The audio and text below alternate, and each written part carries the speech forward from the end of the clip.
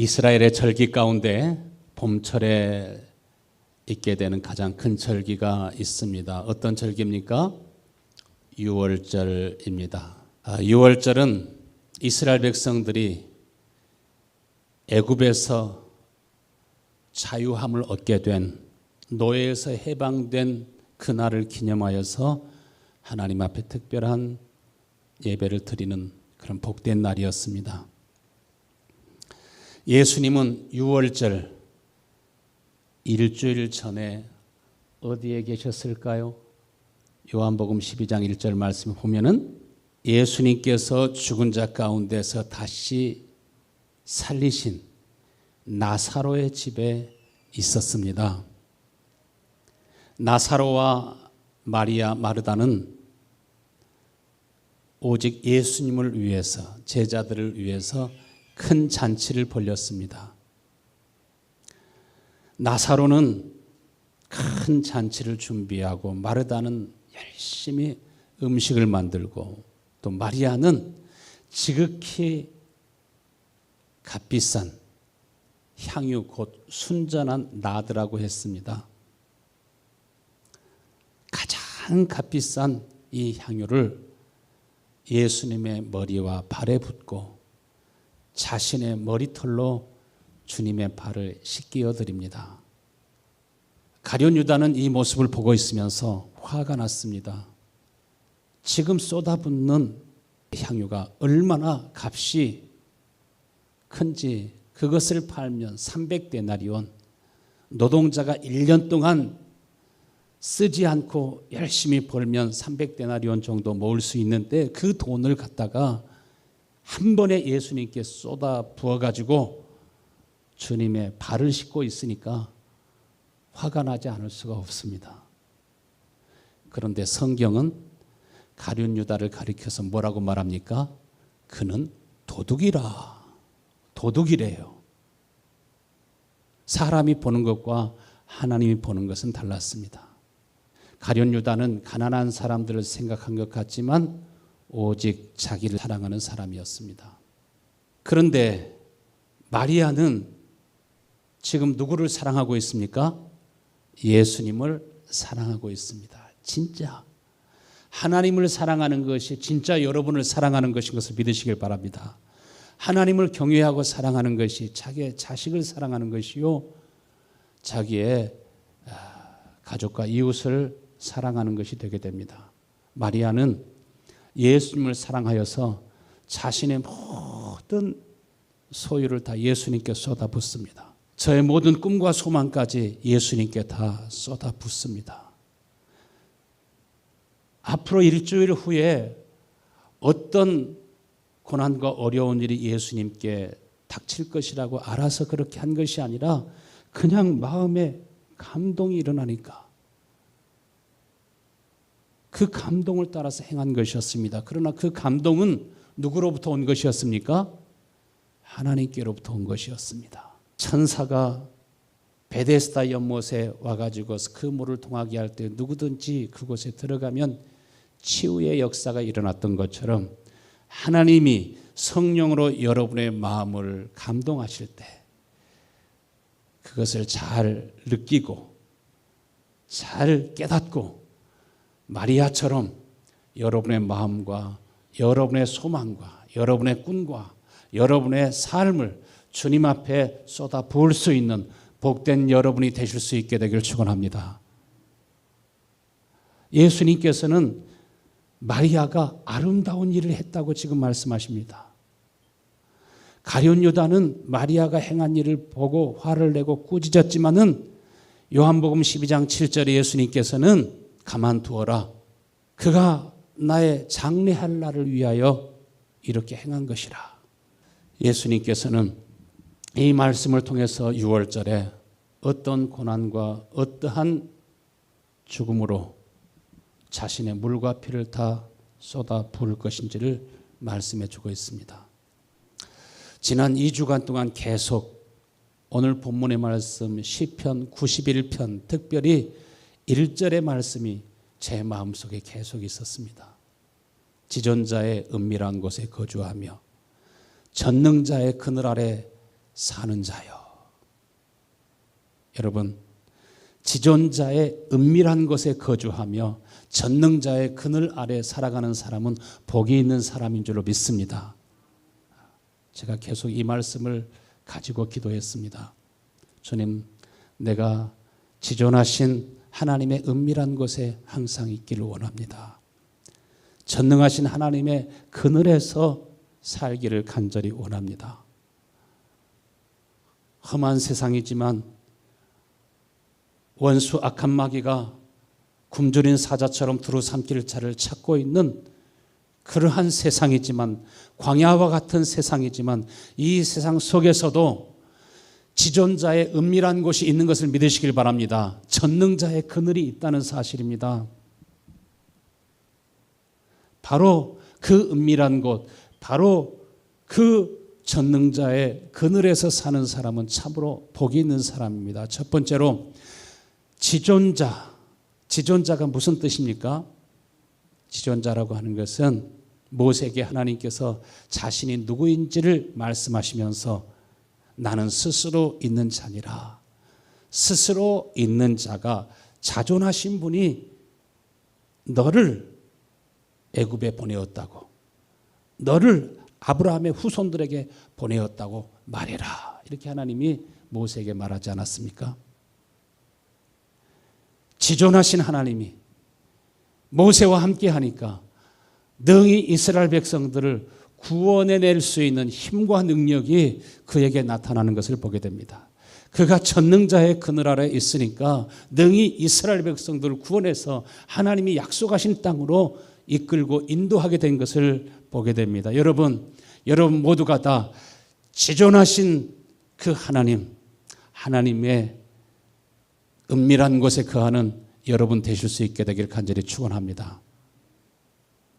천하 모든 만물은 존재의 원인이 있습니다. 스스로 존재하는 것은 아무것도 없습니다. 그러나 스스로 존재하실 수 있는 분은 누구이십니까? 오직 하나님 한 분밖에 없습니다. 천상천하 모든 우주 가운데 유일하신 하나님, 자존하시는 하나님, 전능하신 하나님은 한 분밖에 없습니다. 여러분, 그분이 여러분의 하나님이시요 여러분의 아버지이신 것을 믿으시길 바랍니다. 1절 말씀 다시 한번 읽어요. 지존자의 은밀한 곳에 거주하며 전능자의 그늘 아래 사는 자여. 지존하신 하나님이 거주하시는 곳, 어떤 곳이라고 말합니까? 은밀한 곳이라고 말합니다. 모든 사람이 알 수 있을 것 같지만 알지 못하는 장소입니다. 대통령이 만약에 뉴욕에 오게 된다고 하면 미리 뉴욕에 온다고 막 광고하고 선전하지 않습니다. 언제 올지, 비행기로 올지, 헬기를 타고 올지, 아니면 승용차로 올지 1급 비밀입니다. 어느 때에 올지, 어디에 머무실지, 차를 타고 오더라도 어느 차에 대통령이 있는지 앞서거니 뒤서거니 하면서 어떤 경우에는 가장된 클론으로 오는 경우들도 있습니다. 하나님이 어디 계시는지, 어디 가면 만날 수 있을지 잘 알 수 없지만, 그러나 하나님이 택하시고 하나님이 사랑하시는 자는 그 지존자의 그늘이 어디인지 알게 됩니다. 예수님은 예루살렘을 오고 가시면서 또 전도 여행을 하기 위해서 이 마을 저 마을 오고 가시면서 그 길목에 누구네 집이 있었습니까? 나사로의 집, 마리아와 마르다의 집이 있었습니다. 그런데 예수님은 누구이십니까? 지존하신 하나님이십니다. 전능하신 하나님이십니다. 우리의 메시아가 되시는 그리스도이십니다.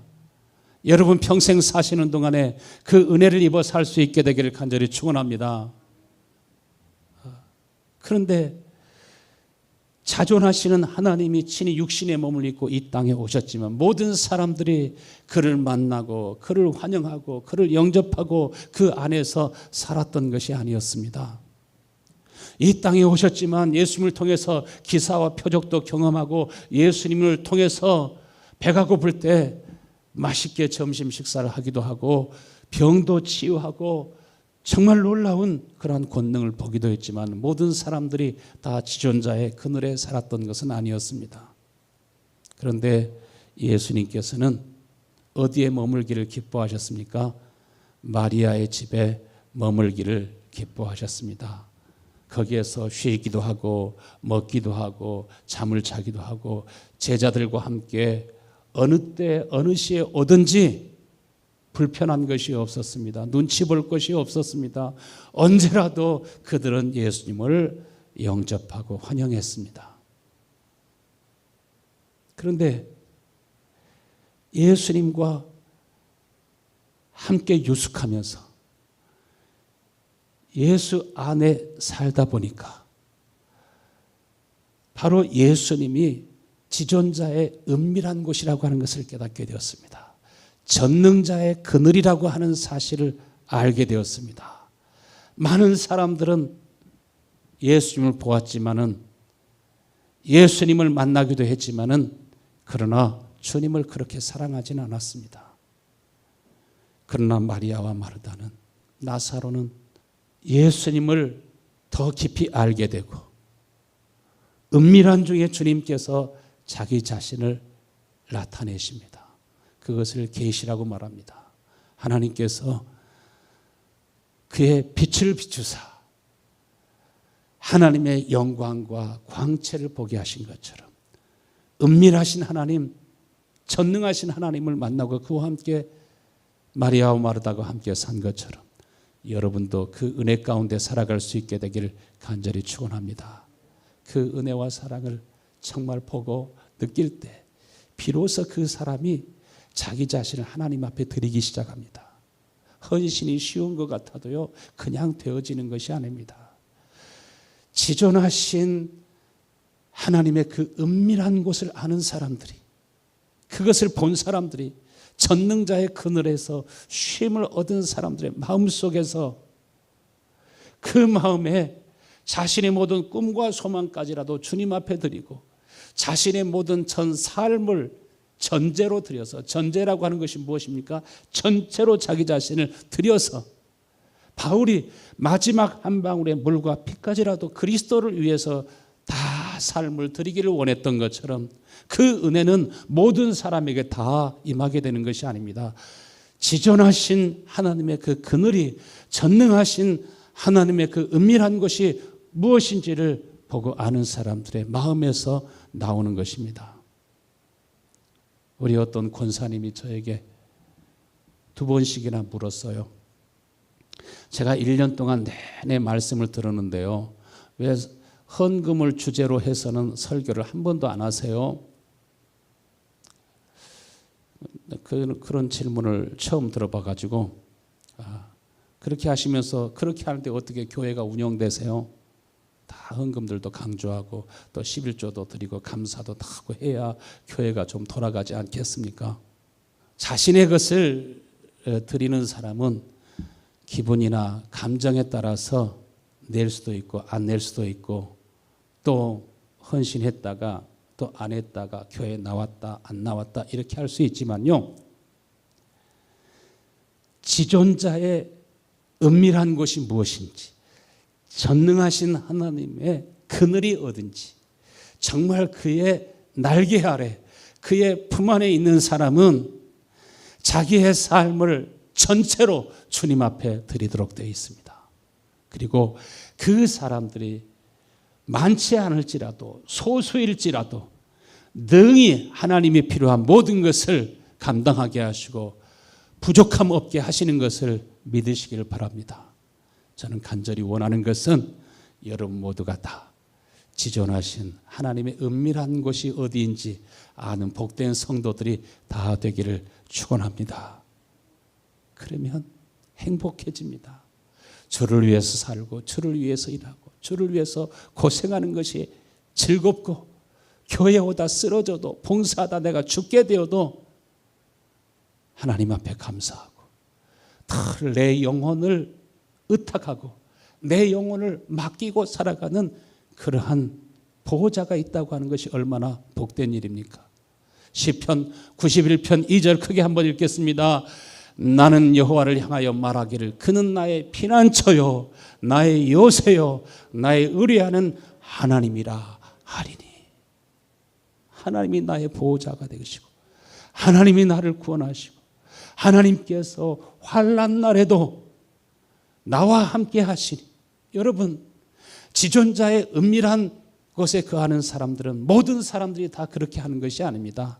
많은 사람들이 그렇게 그 안에 사는 것이 아닙니다. 우리가 성경을 통해서 보면은 소수의 사람들이 주님을 알고 주님께 자신의 모든 영혼을, 주님께 자신의 모든 삶을 맡기고 주님이 감동하시는 대로, 주님이 역사하시는 대로 주의 음성을 듣고 성령의 인도하심을 받아서 살아가게 됩니다.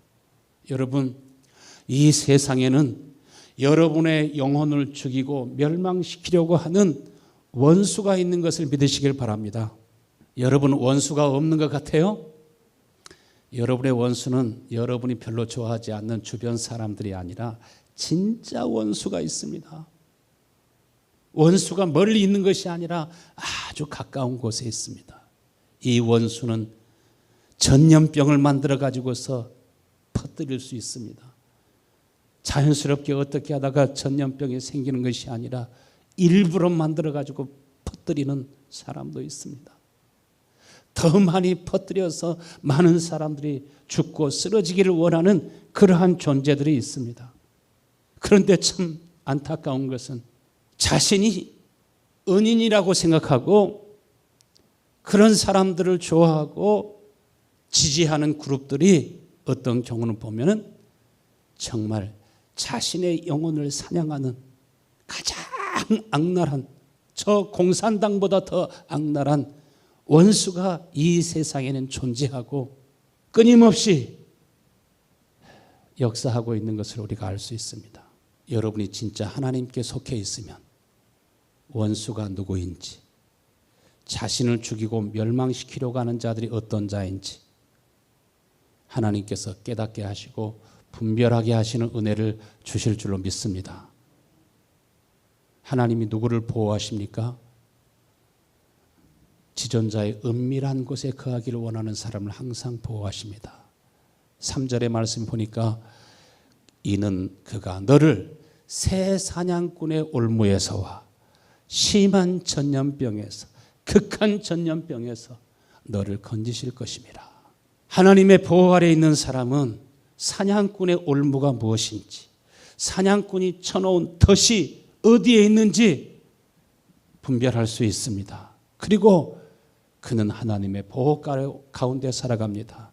하나님이 깃털로, 하나님이 그의 날개로, 하나님이 친히 산성이 되시고 방패가 되셔서, 큰 방패와 작은 방패가 되셔서, 또 하나님께서는 저와 여러분에게 하나님의 전신갑주를 입혀주셔서 우리 마음속에 능히 원수와 싸워서 이길 수 있는, 싸워서 이길 뿐만 아니라 다른 사람들을 보호하며 지킬 수 있는 힘도 주시고 능력도 주시고 불가항력적인 믿음을 주셔서 승리하게 하시는 줄로 믿습니다.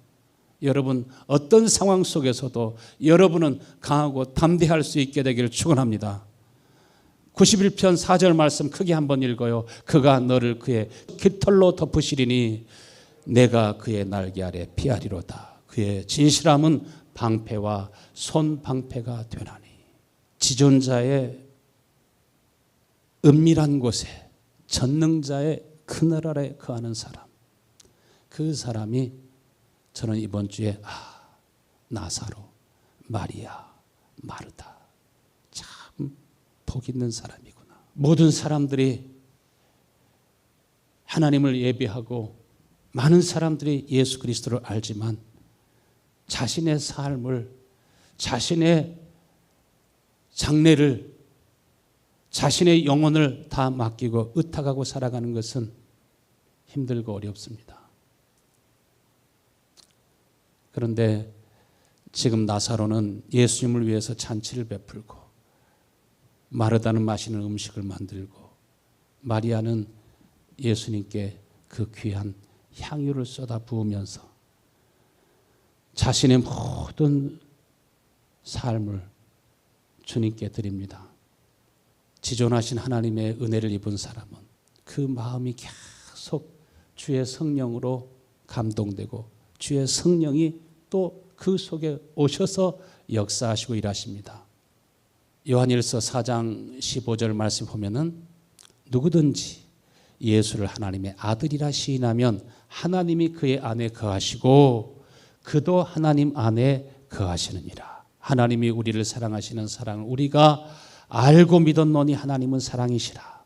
사랑 안에 거하는 자는 하나님 안에 거하고 하나님도 그의 안에 거하시느니라. 누구든지 예수를 하나님의 아들이라고 시인하는 사람은 이 말씀의 의미가 무엇입니까?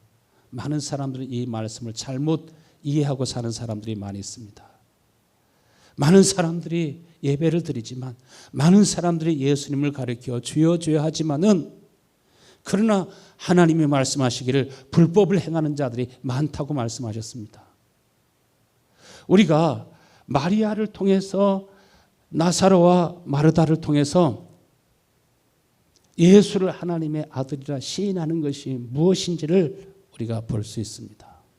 마리아가 입으로만 예수님을 주라고 시인한 것이 아니라 자신의 모든 것을 다 주님 앞에 드립니다. 주님께 다 쏟아 부어도 아깝지 않습니다.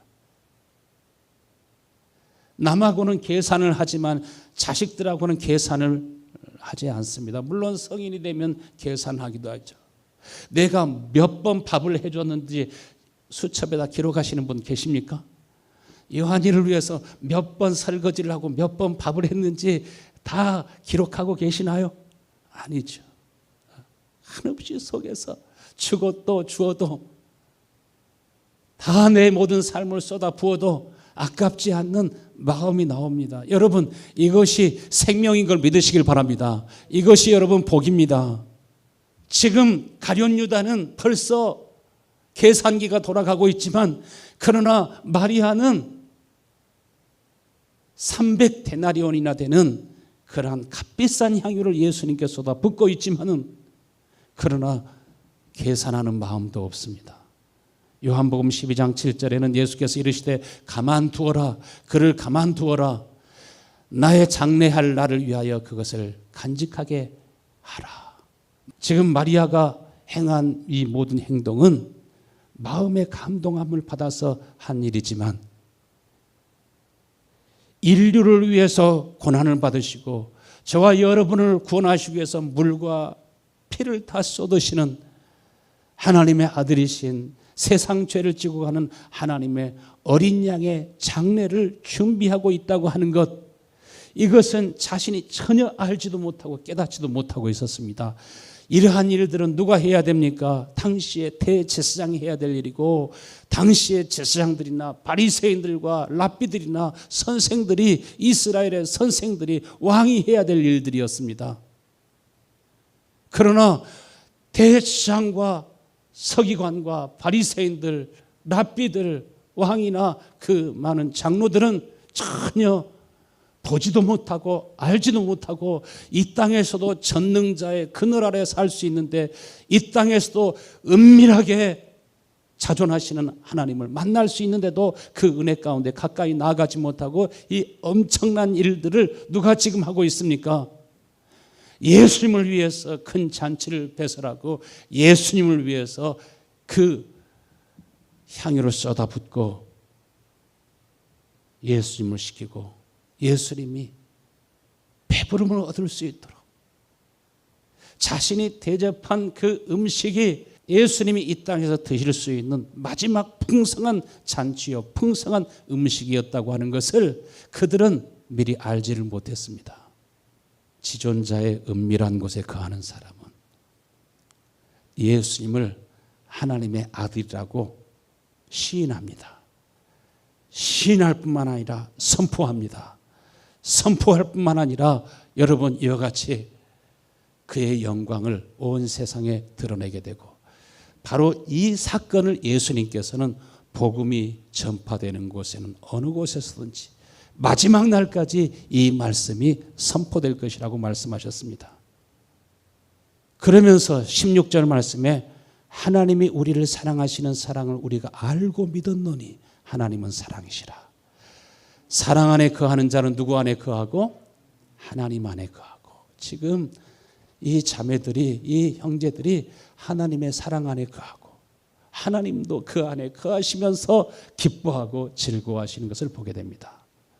여러분의 마음속에서 마리아가 주님을 사랑하는 것처럼 주를 사랑하는 마음이 여러분 속에 갈수록 더욱더 넘쳐나게 되기를 간절히 축원합니다. 이 사람이 바로 그 주님 전능자의 그늘 아래 살고 있는 사람이요, 바로 지존자의 은밀한 곳에 살고 있는 사람들입니다. 구약에서 지존자의 그늘 아래 사는 대표적인 사람이 누구입니까? 아브라함입니다. 아브라함을 통해서 하나님께서는 세상의 우상과 같지 아니하고 바알이나 아세라나 몰렉이나 그모스를 숭배하는 그러한 우상들, 우상의 하나님과 같지 않다고 하는 사실을 보여주었습니다. 하나님께서는 아브라함에게 그 아들, 그 독자 이삭을 번제로 드리라고 했습니다. 그러나 하나님께서는 번제를 받으셨습니까? 그 전에 수풀에 걸린 양을 준비하게 하시고 이 양은 장차 우리 가운데 오셔서 육신의 몸을 입고 오셔서 우리를 위해서 고난을 당하시고 죽으신 예수 그리스도를 예표하고 계셨고, 예수 그리스도가 바로 지존자의 은밀한 것이요 예수 그리스도가 전능자의 그늘이라고 하는 사실을 우리에게 보이고 알게 해 주셨습니다. 그 당시 바알을 많은 사람들이 숭배했습니다. 풍요와 번영을 사모하는 사람들이 바알 신을 숭배했습니다. 바알과 아세라가 숭배되는 곳에는 음란과 악한 일들이 자행되고 있었습니다. 때로는 자기 자식을 산제물로, 또 다른 어린 아이들을 사가지고 와가지고 산제물로 드리기도 했습니다. 모압과 암몬 족속은 누굽니까? 롯이 근친상간을 통해서 자기도 모르는 가운데 태어난 그런 족속들이 모압과 암몬 족속입니다. 모압과 암몬 족속들은 몰렉과 그모스를 숭배했습니다. 반수반인간. 이 우상 숭배가 과거의 구약시대만 있는 줄 알았는데, 중세만 있는 줄 알았는데, 현대 문명사회 속에서는 이러한 일들이 그냥 먼 과거의 이야기로만 생각했는데 가면 갈수록 그 모든 실상들이 온 세계 가운데서 드러나고 있습니다. 어마무시한 일들이 끊임없이 드러나고 분명히 여러분 모두가 다 알게 될 것입니다. 에레미야서 32장 35절 말씀 보면은 흰놈의 아들의 골짜기에 바알의 산당을 건축하였으며 자기들의 아들들과 딸들을 몰렉 앞으로 지나가게 하였느니라. 그들이 이런 가증한 일을 행하여 유다로 범죄하게 한 것은 내가 명령한 것도 아니요 내 마음에 둔 것도 아니라. 이렇게 구약시대 때도 바알을 위해서, 아세라를 위해서, 몰렉과 그모스를 위해서 신당을 짓고 거기에서 자기 아들들과 딸들을 제물로 바치고, 그러한 악한 일을 행하는 사람들, 하나님께서 구약에도 엘리야를 통해서 바알과 아세라를 숭배하는 850명의 제사장들을 일시에 다 죽이게 하지 않았습니까? 우리가 알지 못하는 가운데 세상에 많은 전쟁들이, 많은 테러들이, 우리나라에 일어났던 IMF나 9.11 사태 같은 경우에도 이제 비밀들이 하나씩 풀어지고 있습니다. 그것을 기획하고 그것을 시행한 그러한 존재들, 어둠의 세상 주관자들, 어마어마한 일들이 계속 일어나고 드러나고 있는 것을 보게 됩니다. 여러분에게 원수가 있다고 하는 사실을 알고 굶주린 사자처럼 여러분의 후손들을 두루 삼키려고 역사하는 그러한 존재들이 있다고 하는 것을 알고 정신을 차려서 근신하여 깨어서 기도할 수 있게 되기를 간절히 축원합니다. 시편 91편 3절 크게 읽습니다. 이는 그가 너를 새 사냥꾼의 올무에서와 심한 전염병에서 너를 건지실 것이라. 이러한 무리들이 강한 것 같아도 하나님이 더 강하신 것을 믿으시길 바랍니다.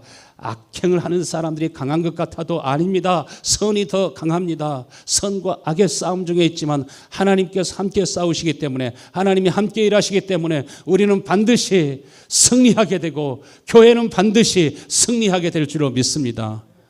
여러분, 이스라엘의 그런 많은 심한 전염병과 전쟁들이 이런 악한 일들이 언제 그쳤습니까? 민수기서 16장 46절부터 48절 말씀 보면은 우리 같이 한번 읽겠습니다. 이에 모세가 아론에게 이르되 너는 향로를 취하고 단의 불을 그것에 담고 그 위에 향을 가두어 가지고 급히 회중에게로 가서 그들을 위하여 속죄하라. 여호와께서 진노하셨으므로 연병이 시작되었습니다. 아론이 모세의 명을 쫓아 향로를 가지고 회중에게로 달려간즉 백성 중에 연병이 시작되었는지라. 이에 백성을 위하여 속죄하고 죽은 자와 산 자 사이에 섰을 때에 연병이 그치니라. 하나님께서 언제 연병이 그치게 하시고 언제 환난이 그치게 하시고 언제 이 재앙과 전쟁이 그치게 하시고 언제 하나님께서 그 전능자의 그늘 아래에서 쉬게 하시고 보호하시고 구원하셨습니까? 아론이 향로를 취하여서 제단에서 제물을 잡아서 번제를 드리고 속죄제를 드리고 백성들을 위해서 죽은 자와 산 자 사이에 섰을 때 연병이 그쳤더라.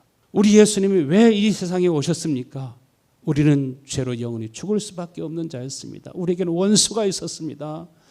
우리가 왜 죽는지, 왜 범죄하는지, 왜 멸망하게 되는지도 모르고 죽어가는 우리들이었지만 주님께서 우리를 불쌍히 여기시고 긍휼히 여기셔서 하나님과 우리 인간 사이에서 산자와 죽은 자 사이에서 우리 주님께서 친히 속죄 제물이 되시고 화목 제물이 되시고 속건 제물이 되시고 산자와 죽은 자 사이에서 하나님과 죄인 사이에서 우리를 위해서 고난을 당하시고 죽으실 때 하나님께서 전쟁이 그치게 하시고 연병이 그치게 하시고 재앙이 그치게 하시고 그의 날개로 우리를 품으시고 구원하신 줄로 믿습니다. 하나님께서 모든 악행을 드러내십니다. 여러분 성경에 보면은 정말 악한 일들을 다 드러내지 않습니까?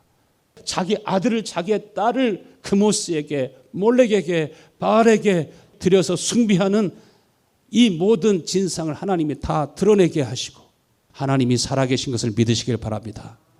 여러분 자칫 잘못하면 자신도 알지 못하는 가운데 오히려 원수를 대적해야 되는데 그들 편에 서서 그들을 지지하고 그들의 정책을 옹호하고 이렇게 하면서 하나님과 원수되어 살아갈 수도 있습니다.